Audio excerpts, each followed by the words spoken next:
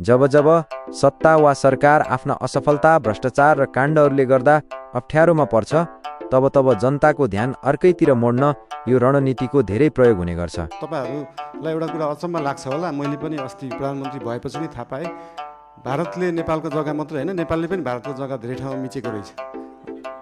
अनि यो कुरा चाहिँ अस्ति भर्खरै थाहा पायो। त्यही भएर दुईटै देशले अध्ययन गरेर हामीले मिचेको छौँ, उहाँहरूले मिच्नु भएको छ, के छ त्यसलाई चाहिँ बसेर एउटा साथीको रूपमा समाधान गर्ने चाहिँ हामीले सोच राखेका छौँ। धन्यवाद। नेपाली राजनीतिमा यसलाई आँखामा छारो हाल्नु वा भित्तामा मासु फालेर कुकुर जुधाउनु जस्तै रूपमा बुझ्न सकिन्छ। नेपाली राजनीतिको परिवेशमा यो रणनीति कसरी काम गर्छ त्यसको एउटा विश्लेषणात्मक नेपाली अनुवाद र परिदृश्य यहाँ प्रस्तुत छ। Dead CAT strategy. नेताहरूले कसरी राष्ट्रको ध्यान मोड्छन्? जब तिमी बहसमा हार्न थाल्छौ, टेबलमा मरेको बिरालो ल्याएर बजारिदेऊ। नेपाली राजनीतिमा सत्य र यथार्थले सास फेर्न सधैँ धौधौ पर्छ।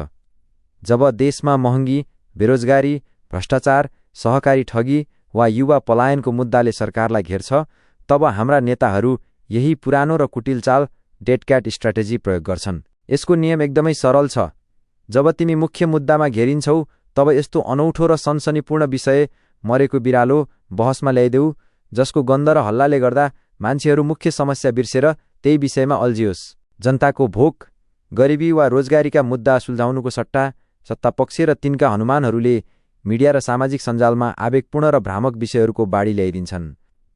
जस्तै जात, धर्म वा सीमा सम्बन्धी विवाद उचाल्ने, कुनै नेताको व्यक्तिगत वा नैतिक काण्ड बाहिर ल्याउने, राजनीतिक गठबन्धन भत्काउने वा जोड्ने नाटक गर्ने, वा कुनै सानो कामलाई ऐतिहासिक सफलता भनेर अत्यधिक प्रचार गर्ने।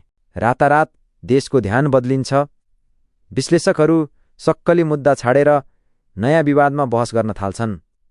जनताको आक्रोश अर्कैतिर मोडिन्छ अनि जनताको वास्तविक पीडा र अभाव प्रचारबाजीको हल्लाखल्लाभित्र कागको कराउनु र पिनाको सुक्नु जस्तै भएर ओझेल पर्छ। डेड क्याट स्ट्र्याटेजी हल्ला र सनसनीमा फस्टाउँछ, विचार र काममा होइन। यसले विवेकलाई होइन, मानिसको भावनालाई भड्काउने काम गर्छ। यो जनतालाई छायाको पछि दौडाएर भित्रभित्रै देश र व्यवस्थालाई खोक्रो बनाउने राजनीतिक प्रपञ्च हो। मानौँ देशमा कुनै ठूलो सुनकाण्ड वा सहकारी ठगी काण्डमा शीर्ष नेताहरूको नाम मुछिएको छ। मिडिया, सडक र सदनमा चौतर्फी विरोध भइरहेको छ र सरकार ढाल्ने वा नेता जेल जाने स्थिति बनेको छ। नेताको चाल मरेको बिरालो फाल्ने। यस्तो बेला मुख्य नेता वा उनका प्रवक्ताले एकाएक एउटा गैर मुद्दा अगाडि सार्छन्। उदाहरणका लागि, 1. अचानक कुनै छिमेकी देशसँगको सीमा वा राष्ट्रियताको विवाद उचालेर देश खतरामा पर्यो भन्दै राष्ट्रवादको कार्ड खेल्ने, वा 2. कुनै चर्चित वा पपुलिस्ट नेतालाई मध्यरातमा पक्राउ गरेर वा नयाँ मुद्दा हालेर मिडिया र सञ्जालभरि छाउने वातावरण बनाउने, वा 3. धर्मनिरपेक्षता खारेज गर्ने वा राजसंस्था फर्काउने जस्ता संवेदनशील विषयमा विवादास्पद बयान दिएर मान्छेहरूलाई दुई कित्तामा बाँडिदिने। परिणाम, भोलिपल्टदेखि पत्रपत्रिका, टिभी टक शो र टिकटक, फेसबुकमा सहकारी वा सुनकाण्डको चर्चा ठप्प हुन्छ।